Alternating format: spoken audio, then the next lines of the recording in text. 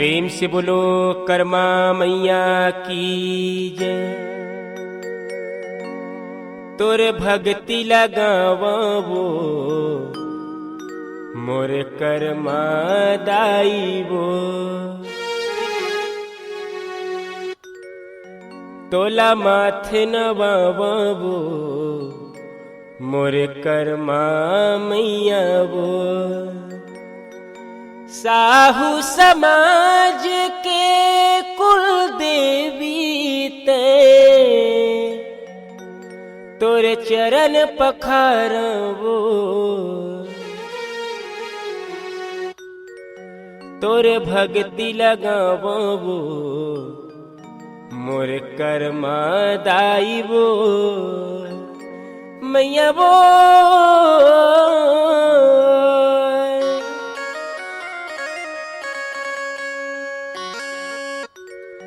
मैया वो जय हो मोर कर्मा मैया वो। प्रेम से बोलिए कर्मा माता की जय। नमस्कार, जय जोहार, जय छत्तीसगढ़। जम्मू मोर वीडियो देखन है मोर भाई बहनी मन ला मैं श्री चंदू चंद्रेश साहू सादर प्रणाम करत हूँ। स्वीकार करके आशीर्वाद जरूर देहौ। आप परम पिता परमेश्वर के बहुत सुंदर आशीर्वाद मिले है कि आप मन के लिए एक ऐसे भजन लाए हों। ये भजन जो हमर समस्त साहू समाज के आराध्य माता कर्मा दाई के ऊपर बहुत सुंदर बने के है भैया। माता कर्मा जो हमर साहू समाज के हमर कुल देवी हमर माता कर्मा दाई के बहुत ही प्यारा सा भजन है। ये भजन ला जरूर सुन के जाओ। ये भजन के माध्यम से माता कर्मा दाई के महिमा के बखान करे के प्रयास करे हम। तसंगवारी हो बहुत सुंदर भजन है। माता कर्मा दाई जौन है भगवान के प्रति कृष्ण के प्रति अतकौल भक्ति रही सतका जौन है प्रेम रही से कि जौन कृष्ण भगवान ला रोज जौन है खिचड़ी खिलात रही भैया। साक्षात वाला जौन है भगवान के दर्शन होते रही से उखर से बड़े सौभाग्यशाली जीव जौन है कौन रही सोही माता कर्मा दाई जौन है। उखर वजह से आज जौन है हमर समस्त साहू कुल ला जाने जाते हैं। आओ हमर आराध्य माता कर्मा दाई के एक बहुत ही प्यारा सा भजन आप मन के बीच में सुनाए के प्रयास करत हूँ। चलो सुंदर भजन के आनंद लेथन। प्रेम से बोलिए कर्मा दाई की।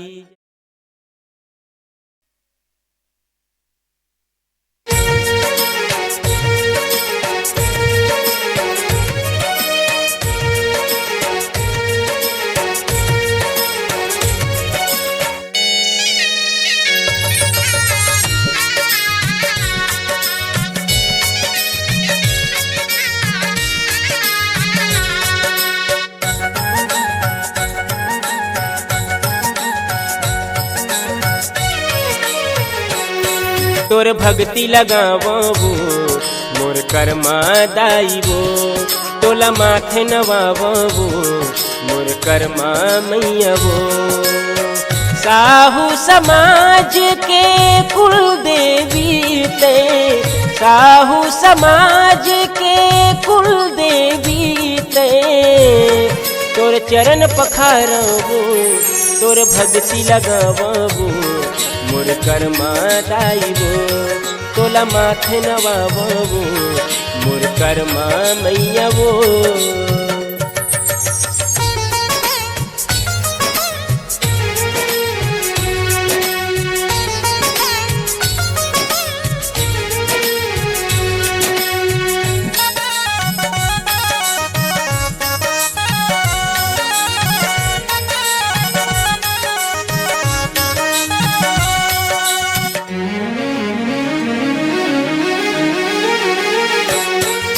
श्री हरि विष्णु के परम भक्त तय खिचड़ी वो लखवाए वो। भक्ति मरंग गे प्रभु के तय हाँ भक्ति न कर्म कहाए वो।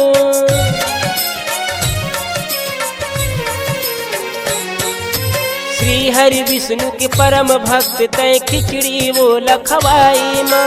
भक्ति मरंग गे प्रभु के तय हाँ भक्ति न कर्म कहाए वो।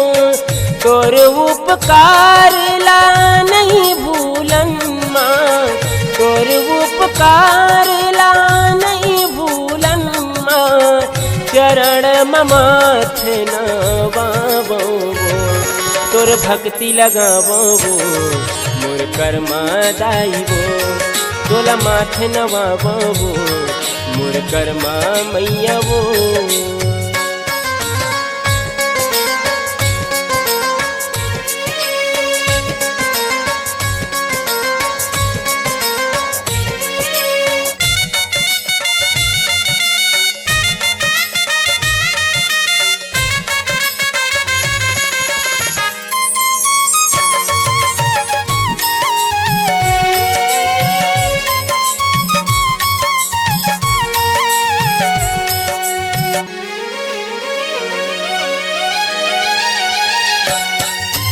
ऊंच नीच यौ भेद भाव बरतै हैं आवाज उठाए माँ, छुआछूत मत भेद लगाई सबले दूर भगाए वो।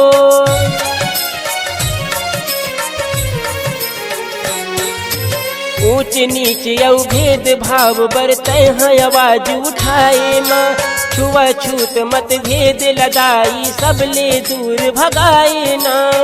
कृष्ण के भक्ति ला हृदय मरख के, कृष्ण के भक्ति ला हृदय मरख के, खिचड़ी रोज खवाए तोर भक्ति लगावो मोर कर्मा मैया वो, तोला माथ नवाबो मोर कर्मा दाई वो।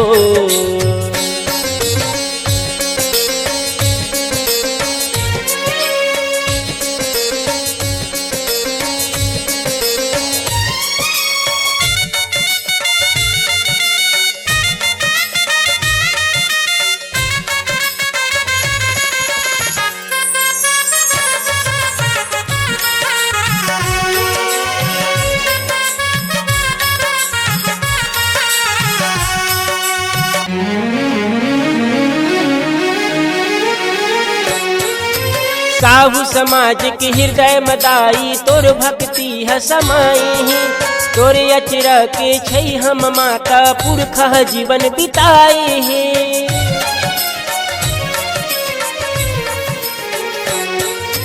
साहू समाज के हृदय मदाई तोर भक्ति है समाई, तोर अचरा के छै हम माता पुरखा जीवन बिताए हैं।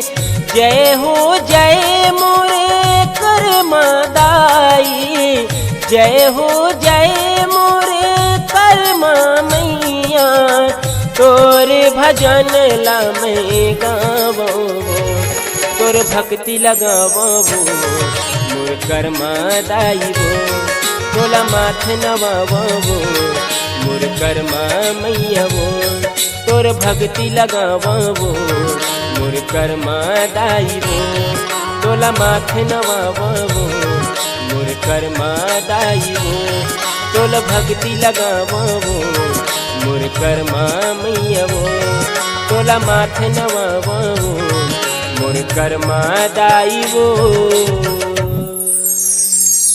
प्रेम से बोलिए कर्मा माता की। ता संगवारी हो, आप मतलब माता कर्मा दाई के भजन कैसे लगी नीचे कमेंट करके जरूर बताओ भैया। माता कर्मा दाई जौन है श्री हरि विष्णु के परम भक्त रही, रोज वाला खिचड़ी खवाए भक्ति में ऐसे रंग जौन है माता कर्मा दाई जौन है, तभी वाला भक्ति कर्मा कहे गए भैया। ओखर उपकार जौन है हम लोग कभी नहीं भूलने हैं, माता कर्मा के उपकार ला कभी नहीं भूलने हैं। ओखर चरण में हमेशा हम सब झल्ला माथ जरूर न माने है भैया। माता कर्मा जौन है ऊंच नीच और भेदभाव जैसे छुआछूत आडम्बर रही भैया उस समय, वो सब चीज ला जौन है माता कर्मा जौन है ओखर प्रति आवाज उठा रही से, छुआछूत मतभेद ला सब ले दूर भगा रही से, कृष्ण के भक्ति ला ऐसे हृदय में रखी और रोज वाला जौन है खिचड़ी खवात रही से। ऐसे माता कर्मा दाई के जौन है भक्ति रही से हमारे समस्त साहू समाज के हृदय में माता कर्मा दाई के भक्ति जौन है समाए भैया। ओखर अचरा की छैहा में जौन है सुंदर हमर पुरखा मन जीवन बिताहे तो खर उपकार ल नहीं भूलना ही। कर्मा माता के भजन जरूर गाना ही। आप मन ला मोर भजन अच्छा लगी सो ही तो कमेंट करके जरूर बताओ। यही प्रकार से जो भक्ति भजन सुने बर आपके अपन YouTube channel Chandresh Sahu CG ला सब्सक्राइब जरूर करो। फिर मिलते हैं नंबर वीडियो में, तब तक के लिए सब जय जय श्री राम। प्रेम से बोलिए कर्मा माता की जय।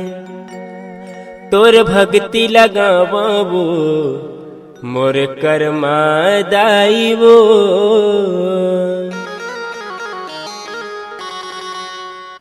प्रेम से बोलिए कर्मा मैया की जय।